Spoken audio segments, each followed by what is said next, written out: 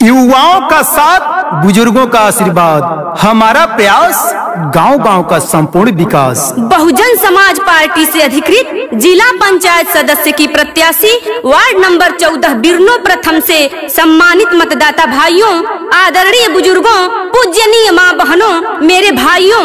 Bahujan Samaj party से अधिकृत सुयोग्य, कर्मठ, ईमानदार प्रत्याशी डॉक्टर प्रतिमा सिंह जी, असिस्टेंट प्रोफेसर गणित विभाग, पीजी कॉलेज गाजीपुर, पत्नी श्री रामाशीष सिंह जी, पूर्व प्रधान संघ अध्यक्ष ब्लॉक बिरनो गाजीपुर, इस चुनाव में आपसे आपका कीमती वोट मांग रही हैं कि अब की बारी डॉक्टर प्रतिमा सिंह के जिताई दी हो, प्यारे बरसाई दी हो। अब की बारी डॉक्टर प्रतिमा सिंह के जिताई दी हो, प्यारे बरसाई दी हो। कि पोलिंग बूथ पे जाके कोई चिप मुहर लगाई दी हो, विजयी बनाई दी हो।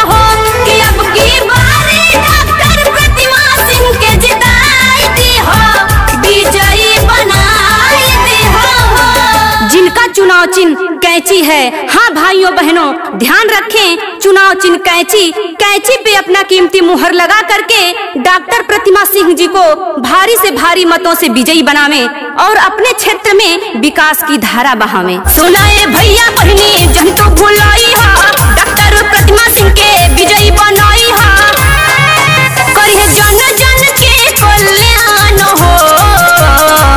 ए चाचा, ए चाची, बाटे भाभी जी के कोई निशान हो। ये चाचा, ए चाची, बाटे भाभी जी के कोई निशान हो।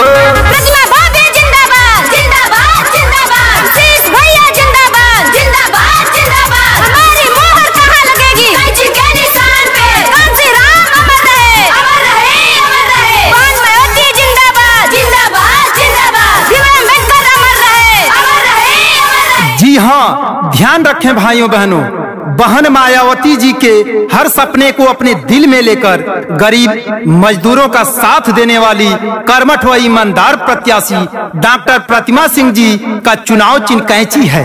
कैंची पे अपना कीमती मुहर लगा करके डॉक्टर प्रतिमा सिंह जी को भारी से भारी मतों से विजयी बनावे। हाँ भाइयों बहनों, अपने दिल में सपना लेकर के बहन मायावती जी के सपने को पूरा करने वाली आपके बीच में कर्मठ, सुयोग्य एवं ईमानदार प्रत्याशी बहुजन समाज पार्टी से अधिकृत डॉक्टर प्रतिमा सिंह जी का चुनाव चिन्ह कैंची है। कैंची पे मुहर लगा करके भारी मतों से विजयी बनावे। आज घर लोग बारे इनके ही साथ में, सही नेता चुनल बारे तोहरे ही हाथ में। हाँ भाइयों बहनों, सही नेता का ही चुनाव करें। अब ले तो ऊंचा कैली बनलपुर के नाम हो, क्षेत्र खातिर कोइल चाहत बाड़ी कुछ काम हो। कि भैया राम शीश के सपना तू पुराई दी हो, प्यारे बरसाई दी हो। कि अब की बारी डॉक्टर प्रतिमा सिंह के जिताई दी हो, विजयी बनाई दी हो। हाँ भाइयों बहनों, डॉक्टर प्रतिमा सिंह की जीत संपूर्ण क्षेत्र के विकास की जीत होगी। डॉक्टर प्रतिमा सिंह की जीत घर घर की जीत होगी। डॉक्टर प्रतिमा सिंह की जीत गांव गांव में खुशहाली की जीत होगी। सुनाए चाची, सुनाए मोरे चाचा, बिरनो प्रथम से तू अब की जिता दा। सुनाए चाची, सुनाए मोरे चाचा, बिरनो प्रथम से तू अब की जिता दा।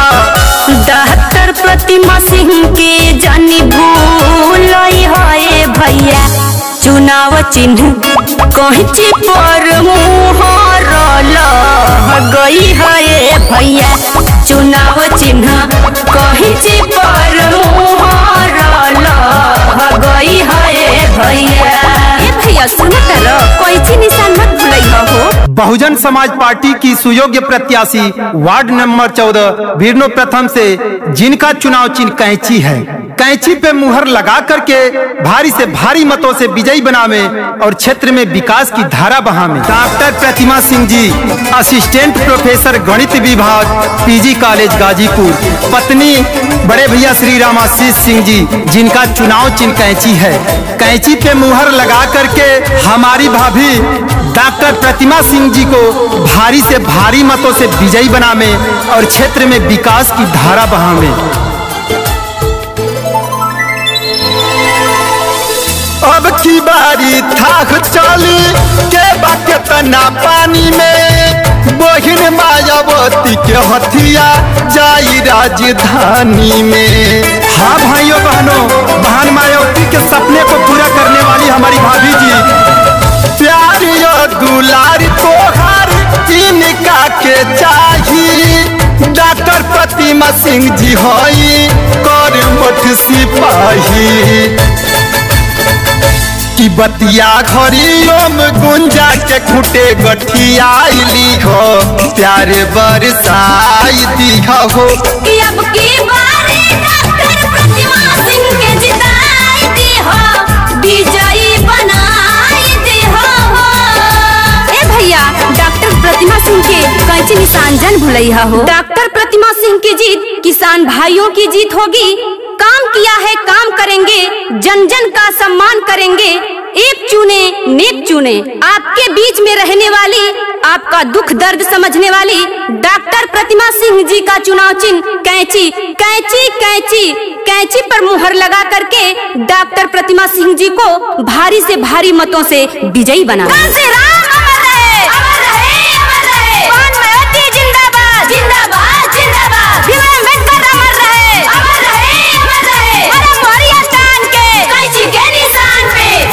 गरीबन के बड़ी मसीहा, जन जन में होला नाम हो।